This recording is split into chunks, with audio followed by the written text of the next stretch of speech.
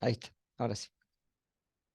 Entonces, lo que les decía, vamos a ver que en el tiempo, cuando uno habla de una intoxicación, es decir, la ingesta de la toxina ya preformada en el alimento, los síntomas aparecen rápidamente, en el transcurso de horas. Cuando hablamos de una infección, el periodo puede ser más prolongado, ¿sí? Una semana, 2, hasta un mes o más, ¿sí? De la ingesta del alimento. Y cuando hablamos de una toxoinfección, hablamos generalmente de un periodo intermedio. 24, 48, 72 horas ya comienzan a aparecer los síntomas, ¿sí? Y es así que en estos brotes uno puede tratar de investigar cuál es el microorganismo, de alguna manera, que trajo a consecuencia este brote y cuál es la fuente de alimento. Por eso vamos a ver que en todos los aspectos que tratemos, vamos a hablar a nivel de, primero, cuáles son los microorganismos, cómo llegan al alimento, preferencialmente, qué tipo de alimentos están implicados y la sintomatología. Y ustedes me van a decir, y sí, pero profesor, son casi todas diarreas, o gastroenteritis, o sí, pero generalmente tienen un síntoma que las hace diferentes. Con lo cual acá vamos a hablar del el término diagnóstico diferencial. Vayan anotando todas estas cositas para después unirlas como mapas conceptuales para poder estudiar, ¿sí? Antes de terminar la clase voy a hacer una revisión de temas anteriores para los que ya empezaron el cuestionario a modo de repaso, para ir anotando temas y después ya poder llevarlos el día del examen parcial a cuáles son los temas y principalmente qué es a lo que más voy a hacer hincapié en el parcial y después, bueno, llegada el término de la asignatura, cómo va a ser el examen final, ¿sí? ¿Hasta acá estamos? ¿Alguna pregunta hasta acá? Bien. Entonces, intoxicación por Staphylococcus aureus. Esta bacteria, que si ustedes después miran un poquito más allá de la bibliografía que yo les dejé, y tienen, bueno, dudas o algo al respecto, lo van a encontrar como también un microorganismo que trae infecciones a nivel cutáneo, que puede generar abscesos o forúnculos, puede generar sepsis, es decir, es una bacteria que tiene un amplio, ¿sí?, espectro en cuanto al carácter infectivo que tiene, ¿sí? Pero nosotros solamente vamos a tocar las intoxicaciones, es decir, la ingesta de la toxina ya preformada en el alimento, ¿de acuerdo? Por eso van a ver que hay muchos temas que tengan que ver con esta bacteria que yo no los voy a abordar porque fundamentalmente no competen a su carrera, ¿sí? Dentro del espectro de estos microorganismos, Staphylococcus aureus es ustedes van a ver que hoy toco tres eslabones totalmente distintos. Voy a tocar una intoxicación, una infección y luego por último una toxoinfección. Para que vayan viendo, sí, cuando hagan el cuadro comparativo, que es el último punto que le pide el cuestionario a modo de estudio, cómo van a tener que hacer los resúmenes, ¿sí? Para poder hacer ese cuadro comparativo. Entonces, ¿qué tipo de microorganismo es?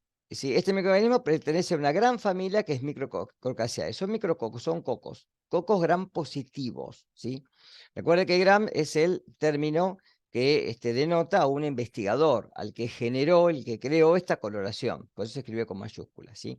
Y responden a la coloración como microorganismos gram positivos, es decir, que tienen una pared, la pared está reforzada con ácidos teicoicos y lipoteicoicos, es una pared muy gruesa, dada por estos azúcares y péptidos que se alinean entre sí, etcétera, ¿sí? Cosa que ya han visto en los videos anteriores. Y dentro de este aspecto, ¿sí?, son microorganismos que por la forma que tienen no pueden esporular, son no esporulados. Son inmóviles, no tienen flagelos, ¿sí?, ni tienen formas de poder generarlos. Y cuando vean la parte práctica, van a ver que cuando uno encuentra en el laboratorio, ya sea una muestra de un paciente o un alimento que tenga, ¿sí?, en la coloración de Gram este tipo de formas bacterianas, ¿sí?, después tiene que hacer una marcha bioquímica. En esa marcha bioquímica generalmente se prueban distintos test o pruebas metabólicas para poder determinar qué tipo de microorganismo es, ¿sí? Porque estafilococos aún hay muchos. Está el epidermidis, por ejemplo, que no causa infecciones ni intoxicaciones. Para poder determinarlo, generalmente se hacen pruebas. Esas pruebas, por ejemplo, son las que están ahí abajo. La prueba de catalasa y la prueba de coagulasa, ¿sí? Falta la prueba de ADNasa o DNasa, pero es sinónimo también, o sea, se puede hacer una u otra, se puede hacer la prueba de coagulasa o la prueba de DNasa, nunca se hacen las dos a la vez, ¿sí? Las dos tienen la misma implicancia, porque son enzimas que tiene este microorganismo que le pueden servir con su carácter infectivo.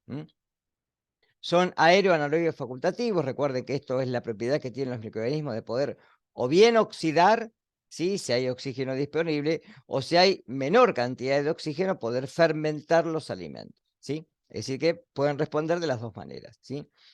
Por otro lado, también son parásitos y pueden ser saprófitos, es decir, pueden no causar daño en la piel también del hombre y de los animales. Y el hombre es un caso muy casual de portador asintomático. El hombre puede tener estos microorganismos en las fosas nasales, ¿sí? En el cerumen, pueden estar también en las manos como ¿sí? Ciertas escoriaciones o grietas o laceraciones que puede haber en la piel. Y en este contexto, ¿sí? Es como también el individuo, el hombre, es uno de los reservorios. Reservorio se refiere al organismo que pueda tener estas vidas, ¿sí? Estos microorganismos en forma latente en su, por ejemplo, sus mucosas y no causarle daño.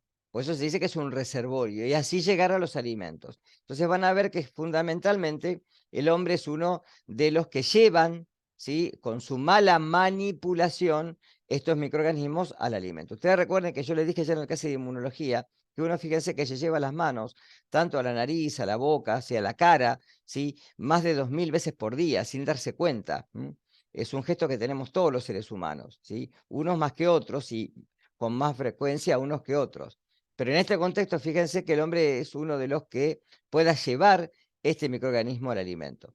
Otro de los las principales fuentes por la cual el microorganismo pueda llegar al alimento es en la ubre del ganado bovino, de la vaca, ¿sí? ¿Por qué? Si la vaca tiene mastitis, es decir, inflamación del pezón, y ese pezón está agrietado, seco, ¿sí? Y está infectado de alguna manera, estos microorganismos son los que causan ese tipo de padecimientos en el animal.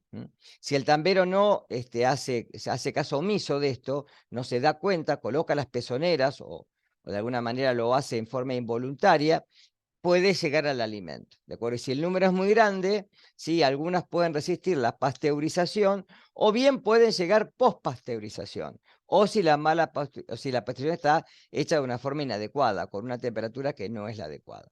¿Queda claro hasta acá? ¿Mm? Es un microorganismo exigente. Eso quiere decir, ¿qué quiere decir esto? Que necesita algunos aditamentos, fundamentalmente en alimentos los va a encontrar, pero fundamentalmente en los medios de cultivo, ¿sí? Para poder crecer. Necesita ciertos aminoácidos y ciertas vitaminas, por eso se dice que es un mal competidor. Es decir, si hay una flora, ¿sí? Habitual, presente, ¿sí? Este microorganismo no se puede desarrollar. Por eso en la leche cruda, ¿sí? Es muy difícil que pueda proliferar si la leche se deja estacionar y después se pasteuriza, porque las bacterias lácticas y los estreptococos lácticos, ¿sí? Son una fuente de alguna manera que pueda impedir el desarrollo de estos microorganismos en la leche. Por otro lado, es un mesófilo, se desarrolla a temperaturas de medio ambiente, ¿sí? Tiene una tasa de crecimiento prácticamente óptima, ¿sí? A una temperatura entre 25 y 30 grados centígrados, y siempre tenemos esa salvedad de que la temperatura de la mesofilia está entre los 4 7 grados centígrados hasta los prácticamente 55-60. Por eso yo les voy a insistir mucho que las temperaturas seguras son por encima de los 60 grados centígrados y por debajo de los 7 6 grados centígrados. Temperaturas de 4 o 5 grados centígrados ya son muy seguras, ¿sí? Por eso a veces yo recomiendo que cuando el alimento es preparado se almacene en cámara, fundamentalmente en los lugares donde hay cámaras frigoríficas, porque esto hace de que el alimento se preserve mucho más tiempo y que si hay bacterias que se puedan desarrollar en el mismo no lo puedan hacer porque la temperatura sí se reduce bruscamente y no le damos tiempo a que se puedan multiplicar. Es sensible también a la acidez del medio, ¿sí? Los alimentos que son ácidos generalmente le impiden. El pH, ustedes recuerden, esto lo repaso de la clase que ustedes tenían grabada, el pH ustedes recuerden que actúa de varias maneras, ¿sí? Las maneras que generalmente uno tiene como maneras, digamos, por default son generalmente el perfil enzimático, porque las enzimas actúan a un pH determinado. Si yo cambio las condiciones de pH del alimento, las enzimas no pueden, ¿sí?, realizar su actividad biológica, porque recuerden que las enzimas son proteínas, si yo le cambio el pH o el grado de salinidad tampoco, ¿sí? O la acidez, porque justamente, ¿sí?, los protones cambian fundamentalmente los enlaces que se encuentran dentro del perfil de enlaces peptídicos, ¿sí?, no la estructura primaria, pero sí la secundaria y terciaria, y esto puede hacer que generalmente la proteína pierda su actividad biológica porque se desnaturaliza. Igualmente, ustedes recuerdan que también actúa sobre las permeasas catiónicas y aniónicas bacterianas, ¿sí?, por competencia, y eso hace de cationes y aniones que se encuentran en el medio cuando yo cambio el pH, ¿sí?, no puedan, ¿sí?, penetrar a la célula, y eso hace que de alguna manera, esto hace que la vida celular, ¿sí?, se vea limitada. También en el contexto de la salinidad, este microorganismo tolera concentraciones de sal algo más altas que la generalidad de las bacterias. Fíjense que es prácticamente la que uno puede decir el límite inferior, en la cual ese 0,86 de actividad de agua que tienen ahí, recuerden que la actividad de agua es la cantidad de agua libre o disponible que se encuentra en el alimento. Esto lo tienen que comparar con lo que vieron el año pasado en química, con esa propiedad coligativa que era la presión de vapor de la solución, la ley de Raoult, ¿sí?, en la cual el agua que se encuentra en la superficie del alimento o de la piel o lo que sea, ¿sí?, que está disponible, por eso se dice actividad de agua como agua disponible, ¿sí?, puede de alguna manera también verse socavada si yo le agrego un soluto, porque de alguna manera lo que estoy haciendo es, como propiedad coligativa, deprimir la presión de vapor de la solución. Como deprimo la presión de vapor de la solución, lo que hago es cambiar la presión de vapor a medida que le agrego un soluto, que ya sea sal o sea un soluto como, por ejemplo, azúcar, o los nitratos que se le agregan generalmente al alimento. Esto hace de que se disminuya la actividad de agua, y con lo cual esto también limita la vida microbiana, ¿sí? Por eso esta bacteria está en el límite inferior, ¿sí? Igualmente, ustedes fíjense que la actividad mínima de crecimiento en aerobiosis y en anaerobiosis es distinta. Esto yo lo traté ya como sinergismo. Ustedes recuerden que cuando una propiedad disminuye el crecimiento microbiano, por ejemplo, vamos a suponer que yo digo que la actividad de agua disminuye el crecimiento en un 20%, si yo la cambio, ¿sí? Por ejemplo, de 0,86 a 0,90, ¿sí? En cambio, el pH disminuye el crecimiento si yo lo paso, por ejemplo, de 6 a 5 en un 15%. Ustedes supondrían que 20 más 15 me da 35%. Es decir, que el cambio de ambas condiciones en simultaneidad, ¿sí?, me está dando una merma en el crecimiento de un 35%. Y esto es inadecuado, porque uno habla de acción sinérgica en estos casos, en donde uno de los medios potencia al otro. Y esto implica que sinérgicamente la tasa de crecimiento puede disminuir hasta en un 80% cuando uno actúa con dos parámetros físico-químicos a la vez. ¿Quedó claro esto? Lo que es sinergismo, porque esto generalmente se pregunta. Entonces, cuando hay una acción sinérgica, una potencia a la otra, se potencian mutuamente. Con lo cual, generalmente, la acción es muy superior a que si lo hacemos por separado. Puede sobrevivir mucho tiempo, bastante tiempo, en alimentos deshidratados o también en alimentos congelados.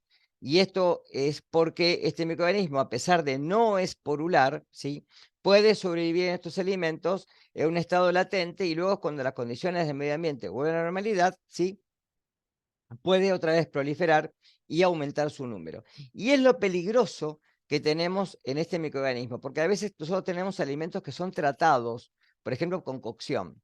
Y si un manipulador, sin, digamos, tener la precaución de tocar el alimento, ¿sí?, con sus manos, y se llevó las manos a la nariz, o generalmente tiene, ¿sí?, laceraciones en los dedos, o tiene, a veces pues, puede tener hasta pústulas o forúnculos, ¿sí?, infectados, ¿sí?, y no tiene la precaución de colocarse guantes, etcétera, puede llevar estos microorganismos al alimento.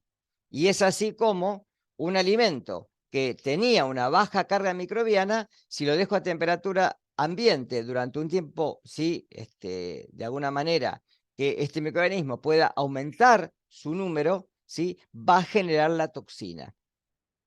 Por eso hablamos de toxicogénesis. Y en este periodo donde genera la toxina, si yo después sobrecaliento el alimento, sí, voy a destruir al microorganismo que es termosensible, pero a la toxina no, pues la toxina es termoresistente. Con lo cual acá la toxina queda en el alimento ya preformada y luego al ingerir el alimento me voy a enfermar. Por eso hablamos de una intoxicación propiamente dicha, ¿sí? Fíjense que es un microorganismo termosensible, lo que acabo de decir recién, ¿sí? Poblaciones de 1 millón de bacterias, de células por mililitro, se inactivan generalmente cuando yo lo dejo de 4 a 24 minutos a una temperatura de entre 54 y 60 grados centígrados, ¿sí? Es decir, que no sobrevive a los tratamientos térmicos suficientes, los que hago generalmente en la cocción, ¿sí? Por otro lado, son fermentativos y proteolíticos, pero esta condición no le da justamente la particularidad de poder modificar los caracteres organolépticos para que el consumidor, ¿sí?, se alerte de esta condición y no consuma el alimento, ¿de acuerdo?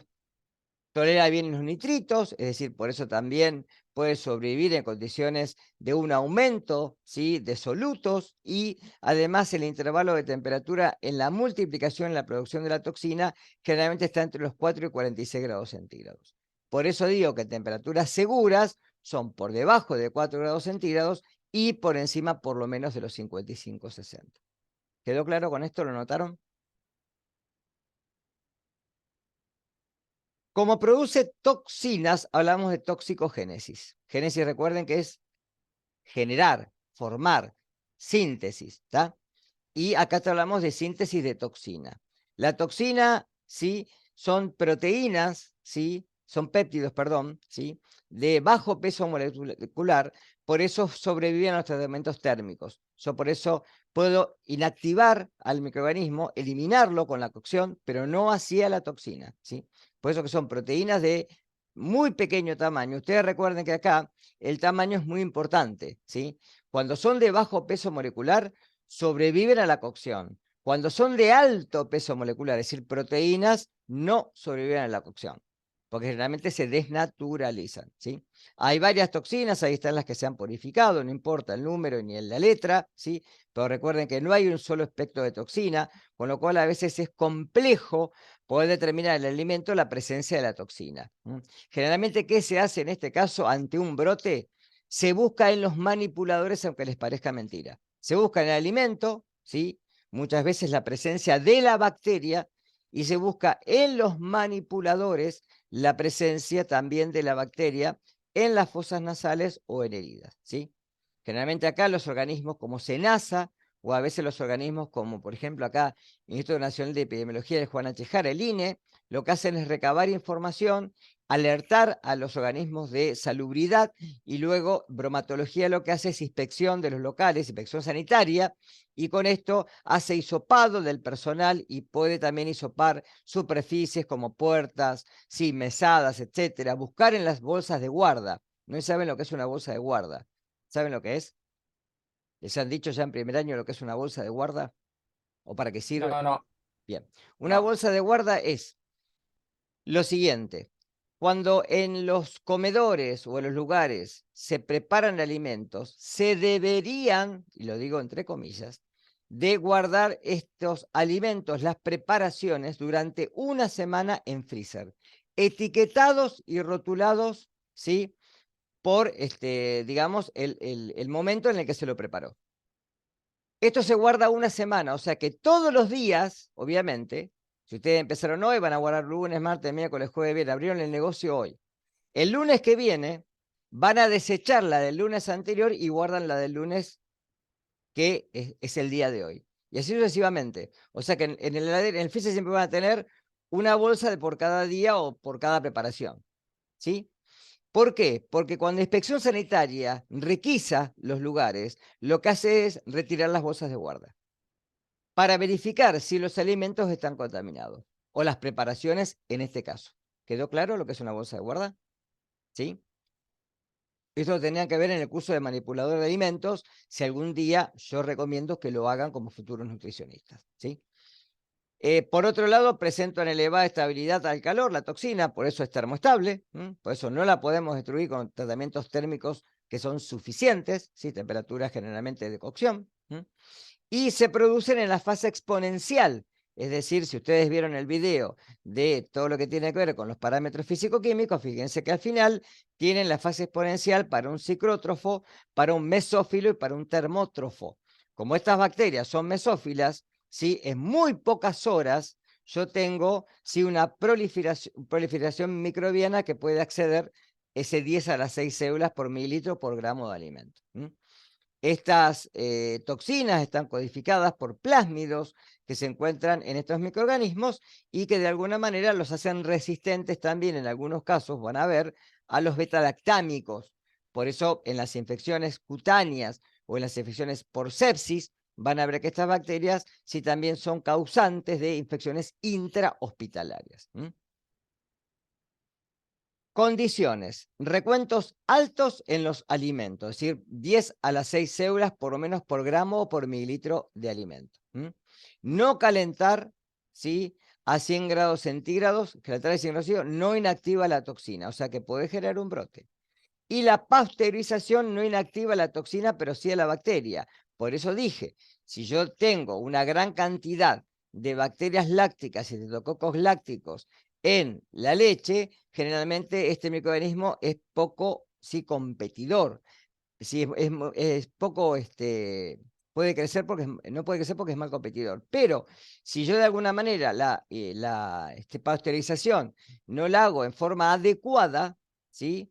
¿Qué va a pasar? Este microorganismo sobrevive y puede generar por multiplicación la toxina en el alimento. Recuentos bajos generalmente son condiciones de procesamiento adecuado que puede reducir el número de bacterias viables, pero pueden estar presentes dependiendo de la temperatura a la cual se almacene o se mantenga el alimento. Por eso les puse temperaturas que tienen que superar los 6 grados centígrados o por lo menos estar por debajo de los 7,2. ¿Cuál es el cuadro etiológico? Es decir, ¿cuál es la sintomatología? Como dije, lo que genera es una intoxicación propiamente dicha, es decir, la ingesta de toxinas de este microorganismo ya preformada en el alimento, ¿sí?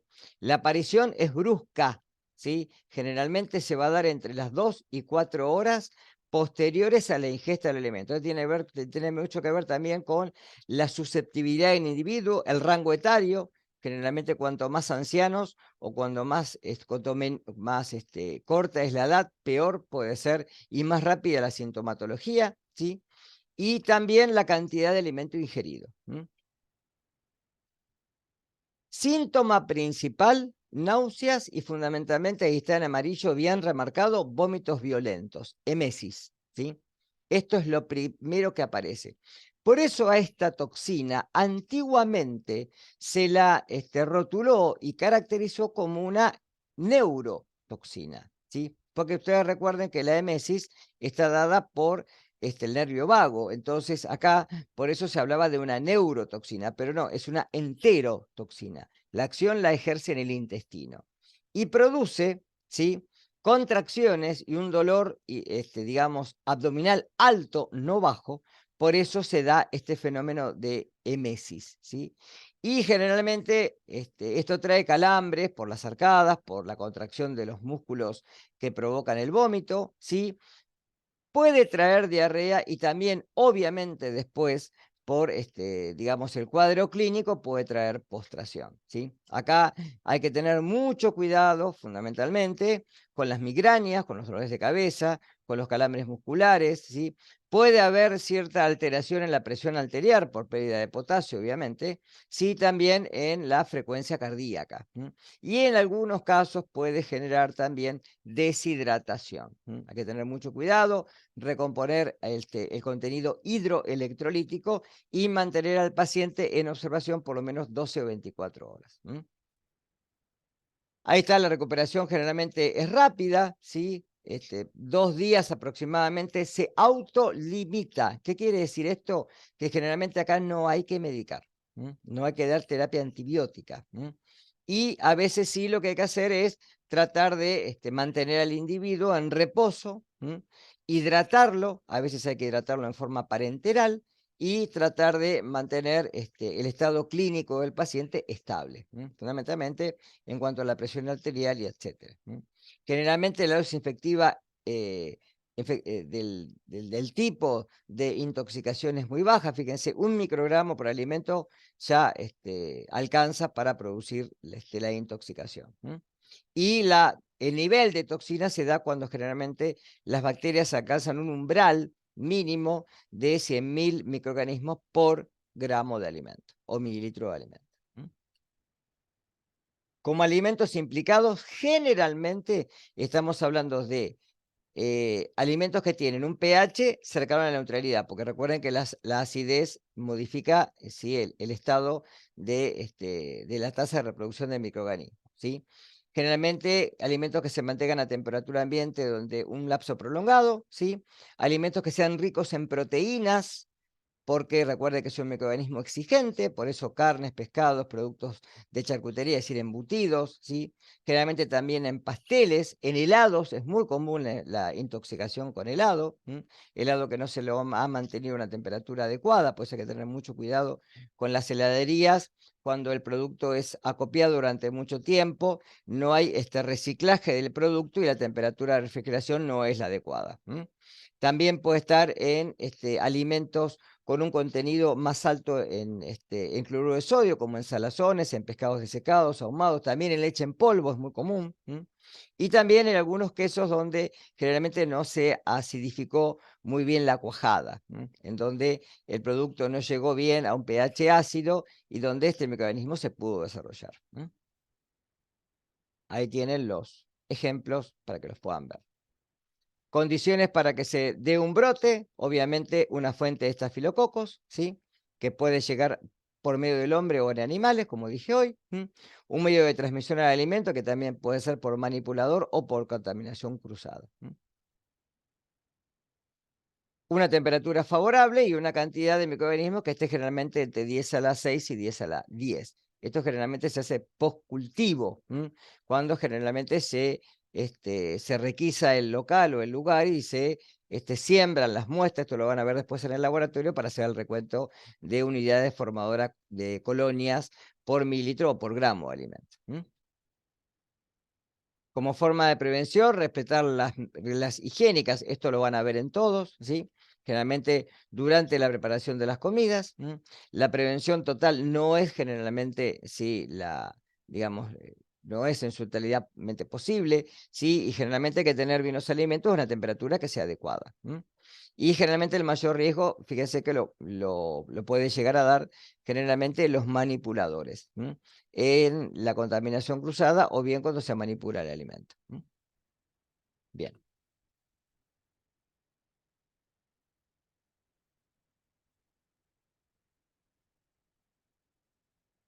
Salmonelosis. Bien, acá cambiamos. Fíjense que hoy vimos cocos, ¿sí? Me olvidé decirlo, en racimos, gram positivos. Por eso la palabra estáfilo, estáfilo que es racimo.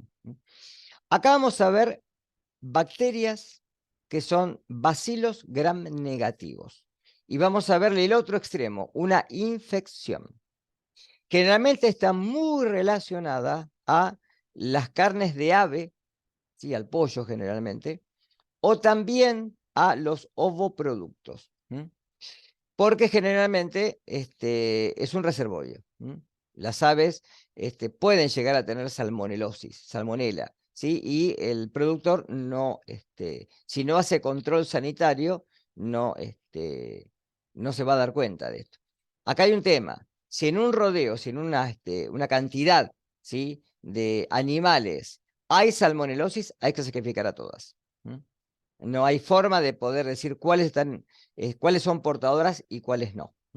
Eso es un problema para el productor avícola. Bien, dijimos, bacilos gram negativo. Fíjense que gram siempre se escribe con mayúscula, ¿eh? Son aerobios, anaerobios facultativos. Hasta acá, fíjense que la única diferencia es que son gram negativos, son bacilos, y los otros son cocos gram positivos. Esto es para cuando vayas haciendo el resumen.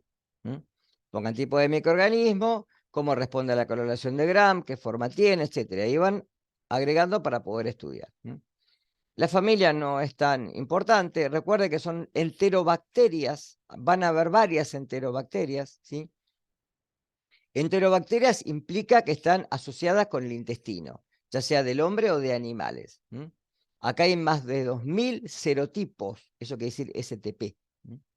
Ustedes recuerden que, y lo voy a decir ahora para que ya les quede grabado, cuando uno taxonómicamente menciona a un organismo o microorganismo, generalmente lo hace con género, especie y después, si es necesario, subespecie.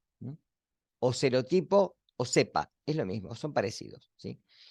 El género, ¿sí?, es lo que se escribe con mayúscula, como por ejemplo Salmonella. La especie puede ser, por ejemplo, Dysenteriae, ¿sí? Perdón, Tifi, ¿sí? Salmonella tifi, Salmonella paratifi. Y después el serotipo. Van a ver, por ejemplo, que yo voy a mencionar la clase que viene, Escherichia coli o 157. Ese es el serotipo. La O viene de antígeno somático, como tienen la O ahí. Y 157, que es el número que se le dio a ese antígeno. Ustedes recuerden que los antígenos, por lo que ya vimos, son sustancias que introducidas en un sistema inmunocompetente generan una respuesta inmune.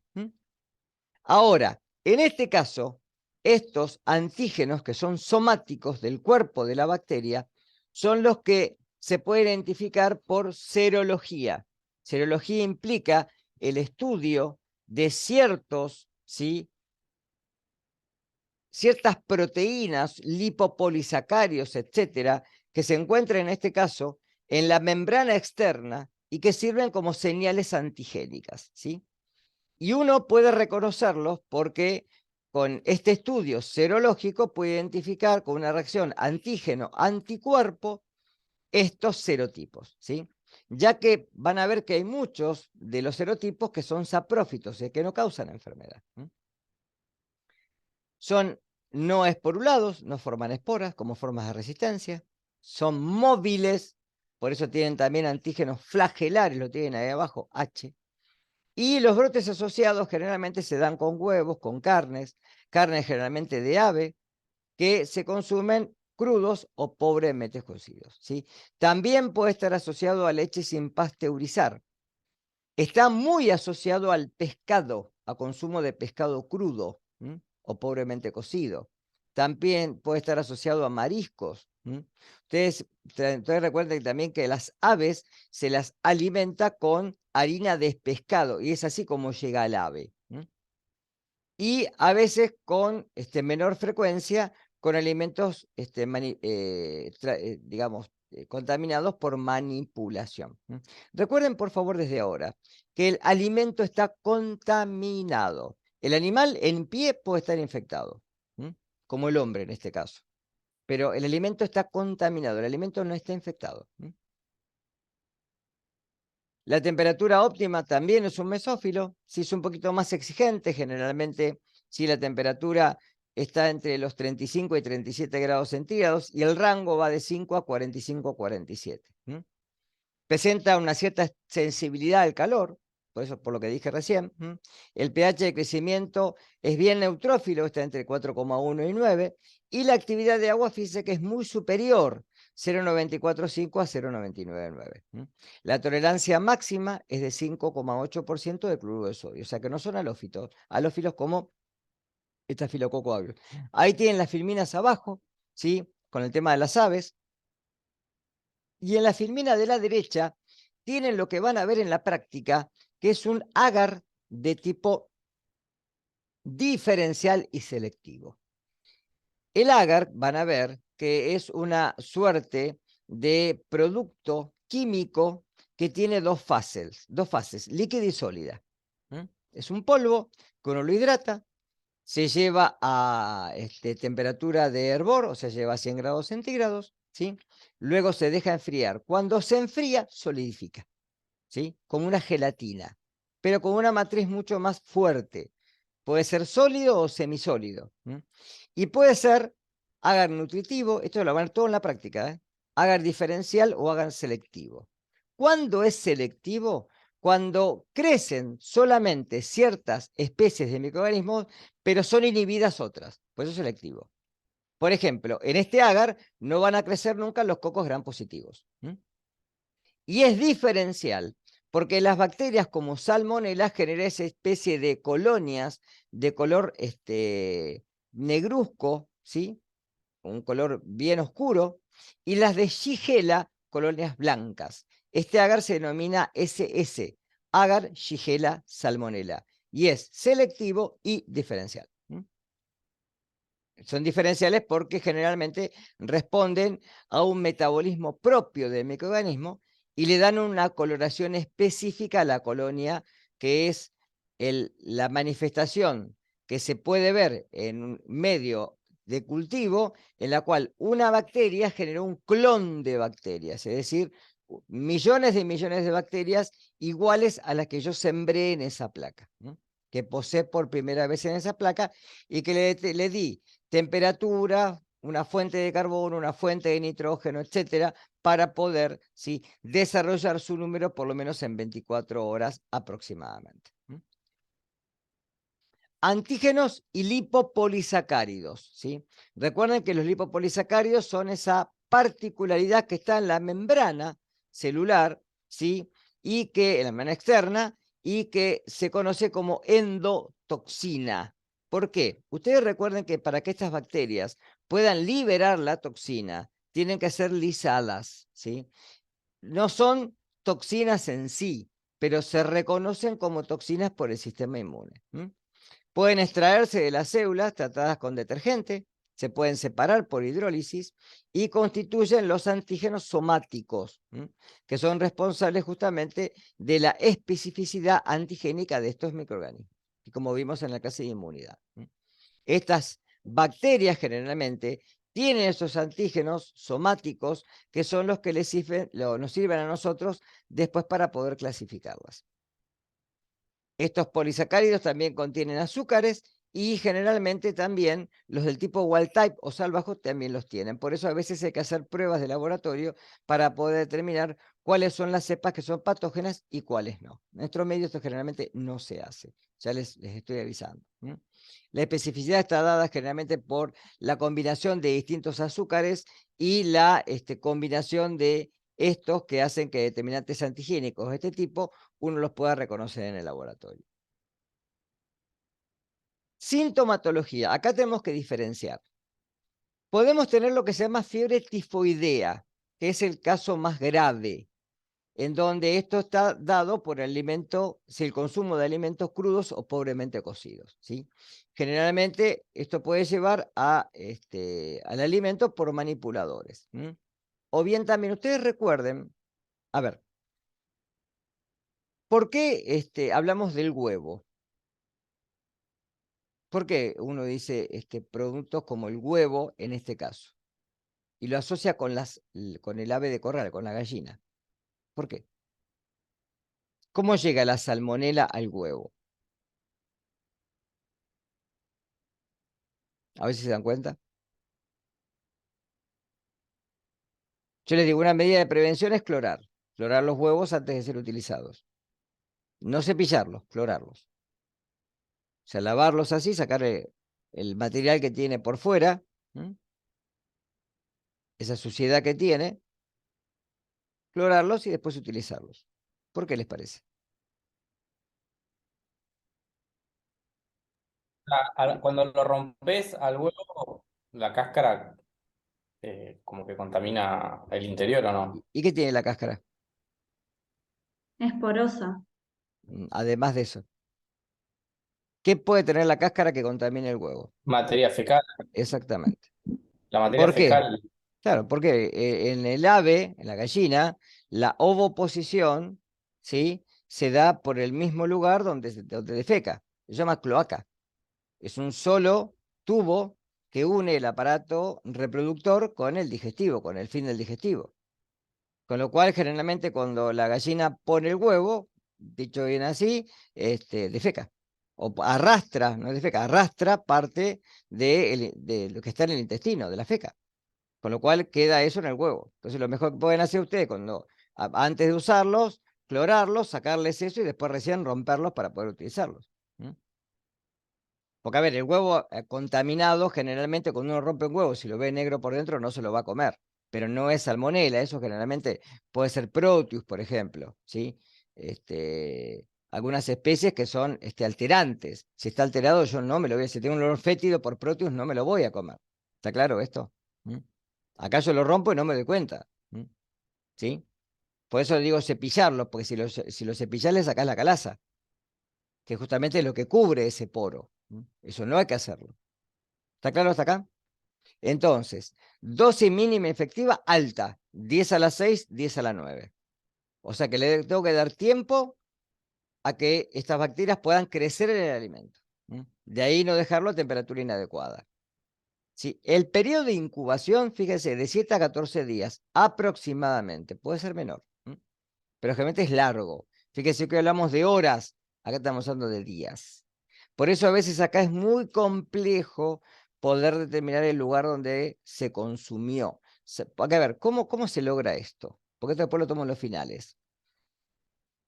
Cuando en la consulta médica, ¿sí? En una guardia, aparece un individuo, ¿sí? Que manifiesta síntomas de este tipo, generalmente eso se reporta. ¿M? En cada lugar, en las clínicas, en los hospitales, en las salas de atención periférica, etcétera, hay generalmente registros que van a parar generalmente, si en el lugar lo hay, a un comité de infecciones. ¿M? Ese comité de infecciones lo que hace es denunciarlo después a los centros regionales, como por ejemplo el INE, que recaban la información y eso lo van a subir generalmente al Centro Nacional, al Malbrán, que está en La Plata, y eso después se reporta en un boletín sanitario, ¿sí? Es así como nos enteramos de lo que pasó, ¿está claro? Como nos enteramos, por ejemplo, que hubo un brote de salmonelosis, por ejemplo, en tal ciudad. Con lo cual, en este caso, la suma de ciertos, ¿sí? Lugares en los cuales me puede dar la idea de dónde puede haber sido consumido el producto. ¿Se entiende esto? Porque no es un evento donde, sí, hay, por ejemplo, un asado, un cumpleaños, un casamiento, y a las 2 o 3 horas comienzan a aparecer en los lugares cercanos, ¿sí? Pacientes con la sintomatología de vómitos como vimos hoy, ¿sí? Que eso es más rápido. Acá tarda más tiempo. Entonces, hasta que esto se denuncia y se alerta generalmente los organismos de Contralor, pasa un tiempo, no es rápido. ¿Está? Bien. ¿Cuál es el cuadro clínico? Fíjense acá, por favor. Diferencia. Fiebre. Estamos hablando de infección, no de intoxicación.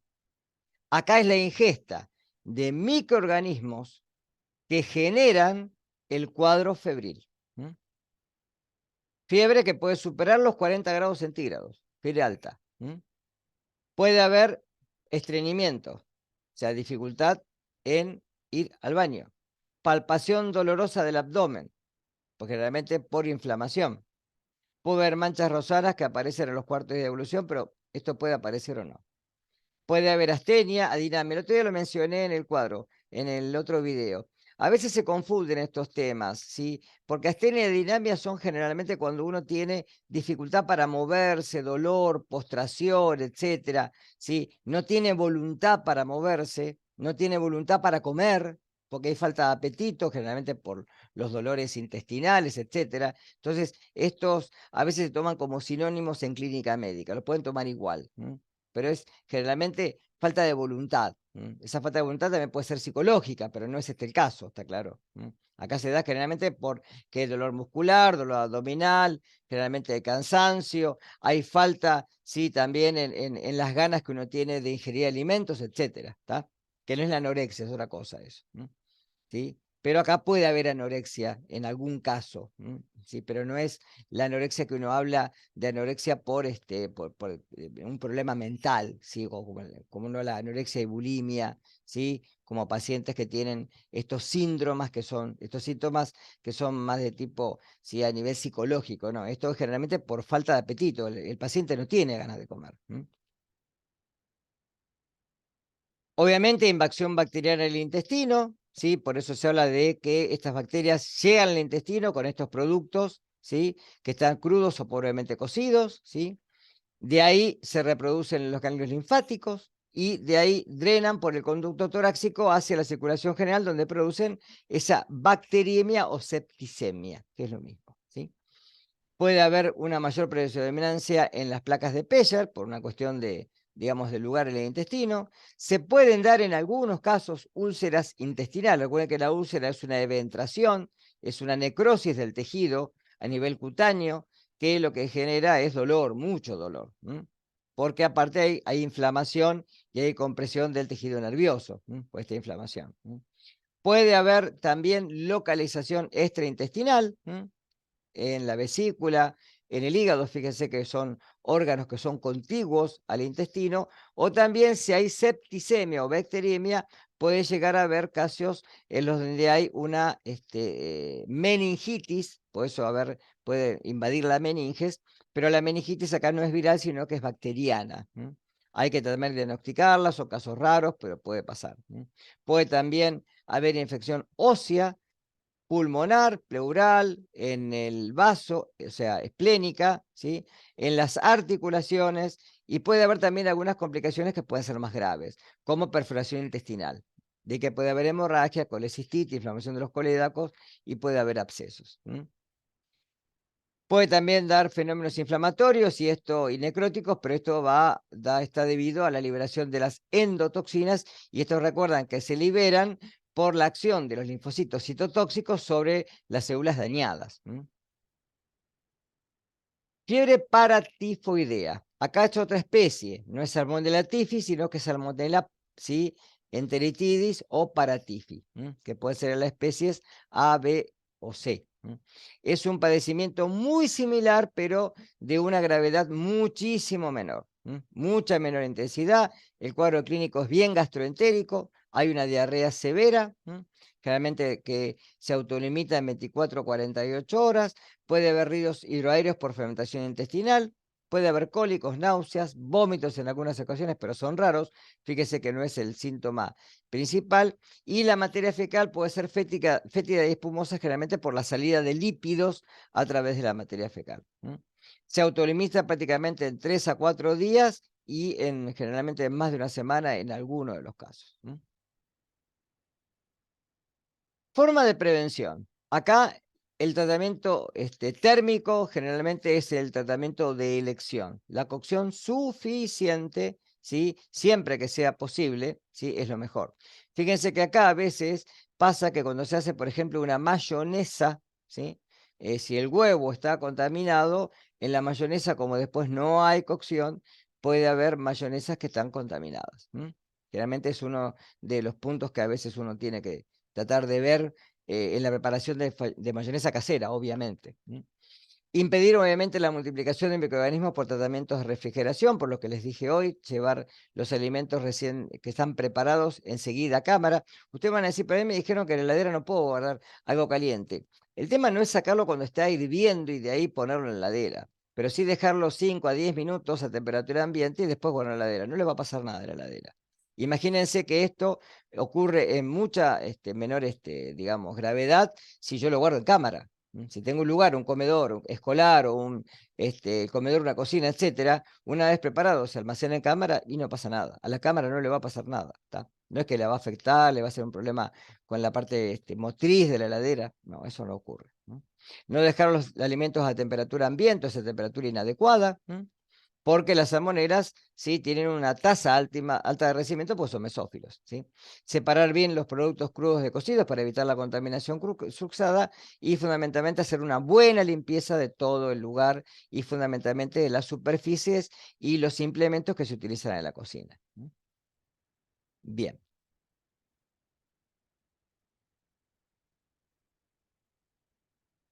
Y la última de hoy, porque son varias, ¿no?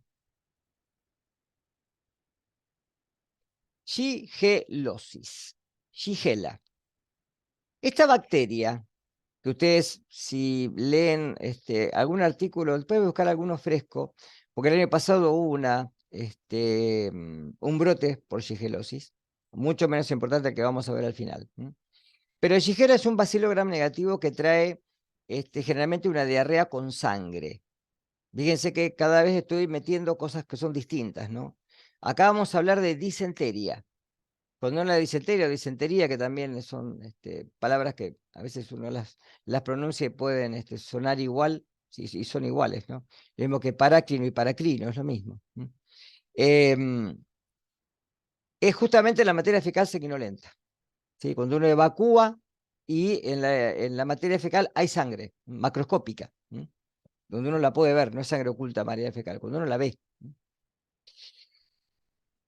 Por eso es el agente etiológico de la disentería bacilar o shigelosis, porque hay disentería que también es amebiana, ya la vamos a ver después al final de la materia, porque hay disentería que puede ser por parásitos como entamoeba histolítica, que trae una disentería que es amebiana, no bacilar. Pues ya se habla de disentería bacilar porque es un bacilo. Son bacilos gram negativos, son inmóviles. Fíjense que acá ya hacemos una salvedad distinta a salmonela, que eran móviles. Son anaerobios o aeroanaerobios facultativos, es lo mismo, es exactamente lo mismo, ¿sí? No esporulan, pero a diferencia de las demás, tienen reproducción intracelular. Tienen enzimas, como las que vimos en la clase anterior, que puedan penetrar a través de las células, y por esto esta bacteria trae infección intestinal y extraintestinal. Muy importante esto, ¿eh? ¿Sí? Igual que salmonela puede invadir también otros epitelios, acá la invasión es mucho más grave. Acá generalmente los síntomas son más pronunciados, ¿sí? Y es mucho más virulenta esta bacteria que salmonela. Los serotipos que generalmente infectan al hombre son Shigella dysenteriae, Flexneri, Boydii, Sonei. Y la infección raramente o prácticamente no se ve en animales, es decir, que el hombre es uno de los portadores que transmite o disemina la enfermedad. ¿Qué es la shigelosis? ¿Sí? Es un padecimiento que se da cuando ingerimos alimentos contaminados con materia fecal humana, de portadores asintomáticos de Shigella. Dicen que estoy viniendo puntos que ya tomé en clases pasadas, ¿sí? Portador asintomático es el que tiene el microorganismo y que lo puede llevar de alguna manera hacia, ¿sí?, el alimento y no tiene la enfermedad, pero en algún momento se puede desarrollar en este. No se conoce la infección natural en animales. El hombre se infecta de otros hombres y generalmente acá la dosis infectiva es muy baja. Bastan 100 o menos bacterias por gramo o mililitro de alimento para poder enfermarnos, ¿sí? El periodo de incubación, fíjese, 2 a 4 días. Horas, 2 a 4 días, 7 días en más. Fíjense las diferencias, ¿eh? Y acá hay generalmente también como síntoma principal la fiebre. 40 a 41 grados centígrados, fiebre muy alta. Estas bacterias se adhieren a la mucosa intestinal y penetran en los enterocitos. Se replican en las células, por eso dije replicación intracelular, e inducen a que los macrófagos entren en un proceso de apoptosis, con lo cual burlan al sistema inmune y pueden penetrar en otros, ¿sí?, lugares de la economía de nuestro organismo. Por eso provoca infección extraintestinal. Ahí lo tienen en la filmina. Distintos serogrupos, no importa, ¿sí? Pero que dividen, de alguna manera se dividen dependiendo de los antígenos que tengan en la membrana externa. O cómo reporten, como por ejemplo, cómo fermentan la lactosa. Las toxinas que tiene esta bacteria, que generalmente la toxina principal es la toxina Shiga, la vamos a volver a ver en Escherichia coli, es una toxina que generalmente causa, ¿sí? Lo que es la muerte celular. Por eso que generalmente penetra en los enterocitos, inhibe la síntesis proteica porque se une a la subunidad mayor de los ribosomas. Ustedes recuerden que yo les dije ya que si yo a una célula le inhibo la síntesis proteica, o sea, la traducción de proteínas a través de su ARN mensajero, la condeno a la muerte, porque las células necesitan propias proteínas para poder sobrevivir, sus propias proteínas, ¿sí? Acá estas toxinas activan ciertos, ¿sí?, receptores de membrana que causan de alguna manera, ¿sí?, la internalización de estas toxinas y hace de que los neutrófilos macrófagos, ¿sí?, tengan de alguna manera esta apoptosis que hace de que sobreviva la bacteria y que comience el fenómeno inflamatorio. Por eso es muy importante esto. La infección se da por que la bacteria puede penetrar a través del enterocito, a través del epitelio intestinal, y luego de ahí, generalmente por ciertos factores proteínicos propios de la bacteria, induce la muerte la muerte de los macrófagos por apoptosis, y esto genera la infección a través de la economía celular. Acá tienen el factor nuclear de potenciador de cadenas ligeras kappa de las células B activadas, que es un complejo proteico que controla la transcripción del ADN, y el sistema de transcripción tipo 3, ¿sí?, que es un sistema de translocación de proteínas conservado en bacterias patógenas, ¿sí? Esto está codificado obviamente por plásmidos, y esto hace de que estas bacterias tengan una mayor citotoxicidad para los macrófagos y puedan penetrar a través del intestino y ampliar de alguna manera el pronóstico de infección. Como cuadro patogénico, lo principal es la invasividad. Fíjense que hasta ahora no hablamos de esto, ¿sí? Invaden la mucosa del hilo terminal, penetran a través de las células epiteliales del intestino y de ahí se abren paso a través de los epitelios, produciendo obviamente hemorragia. Es así que vemos la materia fecal con sangre. La materia fecal puede ser evacuada con sangre, con pus, con material celular muerto, etc. Y la bacteria secreta esta enterotoxina Shiga, que es una proteína termolábil, pero acá en el intestino esto no importa, que es la que inhibe la subunidad mayor del ribosoma. Estas toxinas son las que generan la diarrea y que fundamentalmente esa diarrea, recuerden que aparece con sangre. Se da generalmente a través de 2 a 4 días de incubación la presencia del síntoma principal, que es la fiebre. Luego puede haber dolor muscular, falta de apetito, astenia, esto es muy parecido a lo que pasa en salmonela. Acá aparece diarrea y cólicos y ruidos hidroaéreos, también por la fermentación intestinal. Pseudodiarrea, que puede aparecer con moco, sangre y pus.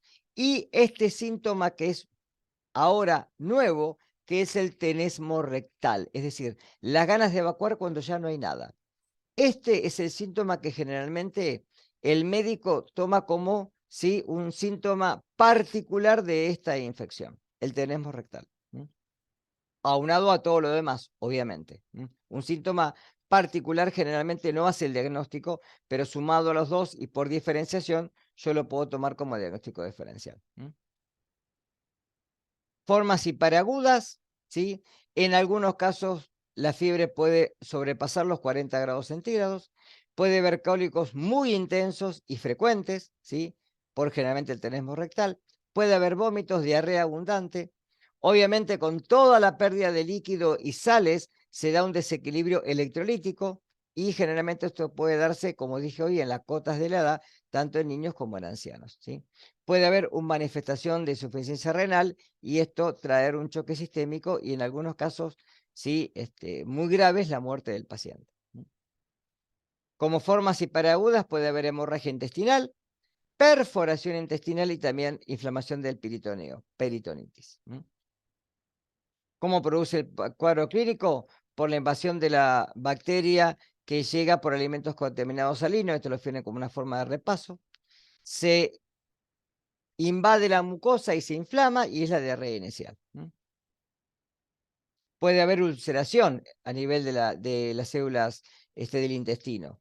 Y esto generalmente es muy doloroso y trae como consecuencia también el punto termostático de aumento de la fiebre. ¿Cuánto puede durar? Generalmente remite luego de 1 o 2 semanas. Normalmente es autolimitante. En algunos casos sí hay que medicar con terapia antibiótica. Las cepas de Sonnei generalmente producen una diarrea suave sin fiebre. Tratamiento, rehidratación y equilibrio electrolítico, obviamente agua y sales, esto es principal. Y en algunos casos, cuando hay que medicar con antibióticos, ampicilina, tetraciclinas y el Bactrim, el sulfamethoxazol, como terapia antibiótica. Manejo terapéutico, generalmente mantener al paciente en reposo, ¿sí? Con alimentos que generalmente sí sean de fácil digestión. También tratar de evitar la deshidratación y generalmente tratar la causa, en este caso, si hay que dar, medicar con terapia antibiótica. A nivel epidemiológico se va a encontrar en todos los países, fundamentalmente en países poco desarrollados. La prevalencia a veces puede darse en la edad escolar y no hay vacunas disponibles. Como ecología, recuerden que está en la materia fecal humana y es muy rara la enfermedad en animales. Alimentos implicados, cualquier alimento crudo o pobremente cocido, papas, pescado, crustáceos, pollo, cualquier alimento crudo. Y el control es generalmente bastante difícil de hacer, fundamentalmente en aguas contaminadas. Hay que tener mucho cuidado con el agua, sí, de pozo, el agua que generalmente no es potable, o lugares donde se puede contaminar el agua, como vamos a ver ahora a continuación. Acá tienen un caso para que después lean, por favor. Esto para que lo puedan ver ustedes. Y esto, que a mí generalmente cuando lo leí me causó mucha gracia, es un artículo del diario Clarín del año 2004, donde así está tal cual lo que decía el diario.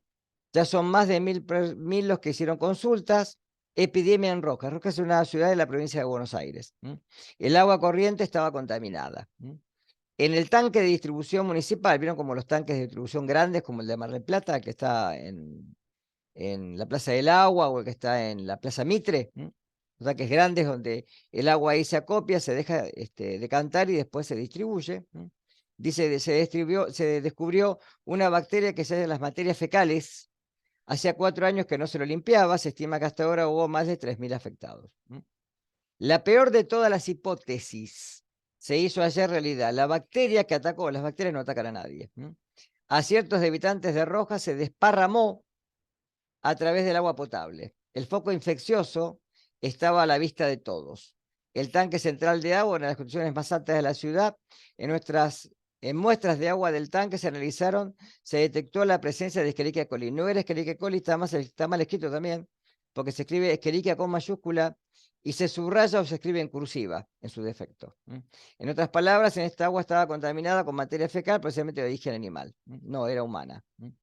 Aunque ya se detectó el foco infeccioso, porque esto es una shigella, no una salmonela. Después se dieron cuenta y corrigieron el error. La cantidad de enfermos siguió creciendo ayer. En el hospital de Cal, la única clínica privada, atendieron más de, es lo que le decía recién, más a unas 400 personas. En total, entre todos los lugares, ya se iban atendidas en esta semana a más de 1000 personas con vómitos, diarrea, fiebre alta y dolor abdominal. Bueno, esto para que vean que todo lo que está en los diarios a veces hay que tratarlo con mucha precaución. Bien.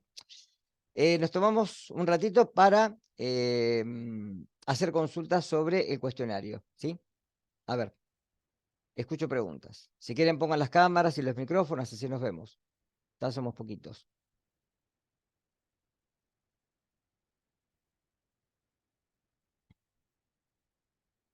Dudas que tengan sobre cualquier pregunta del cuestionario, menos lo último, porque lo último es nuevo, ¿no? La última pregunta sí tienen que hacerla a partir de ahora.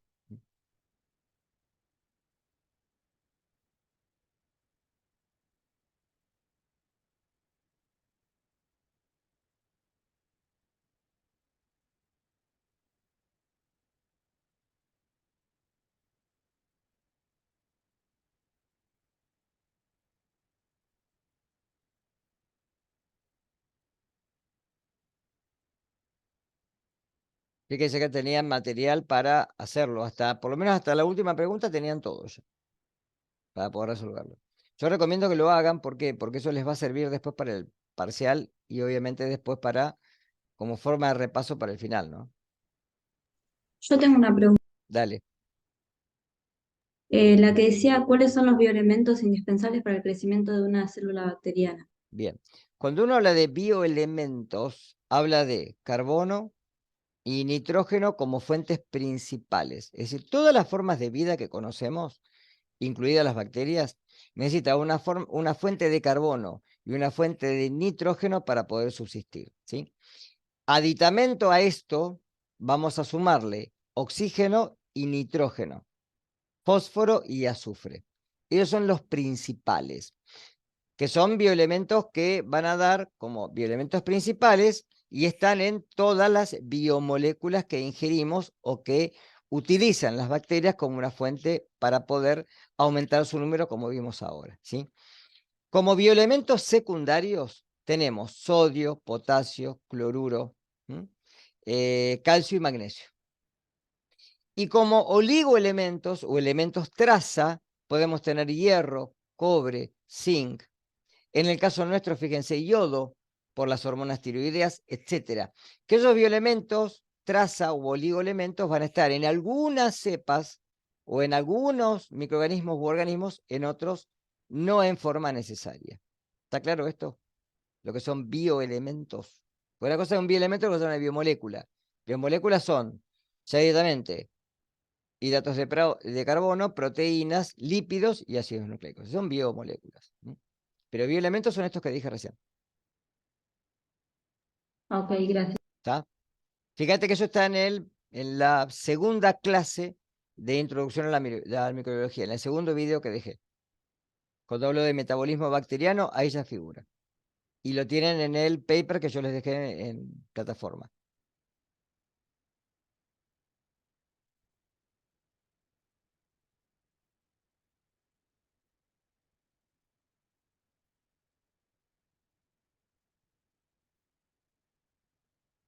¿Qué más?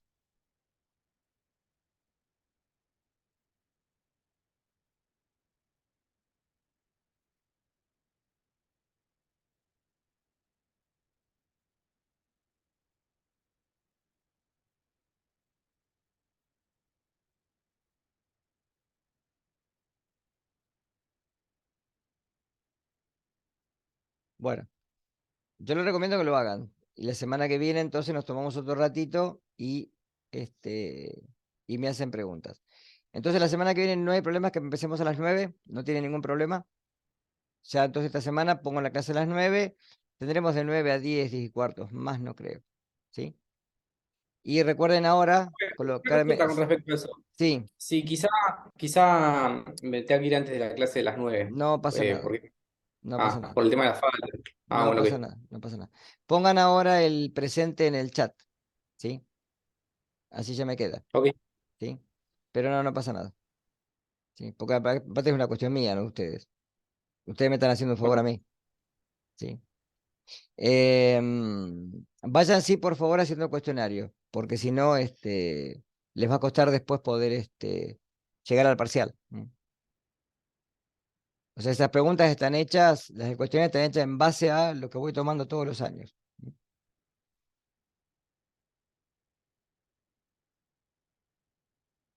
Y vayan viendo lo que voy actualizando en la plataforma. Yo generalmente el material lo envío a la esquina, ahí en la esquina de la facultad para que después lo puedan tener. Pero bueno, igual está en la plataforma. Bien, ¿estamos? Después les dejo la clase grabada. Creo que no sé si es del miércoles, la del miércoles creo que ya, no sé si la subí. A YouTube la subí, no sé si la linké. Pero ahora después el fin de semana les dejo las dos clases. La del miércoles y esta, ¿sí? Y el miércoles que viene entonces nos vemos 21 horas, ¿sí? Y muchas gracias. Buen fin de semana. Descansen. Chao, profe. Chau, chau. Chao. chao. Chau, chau.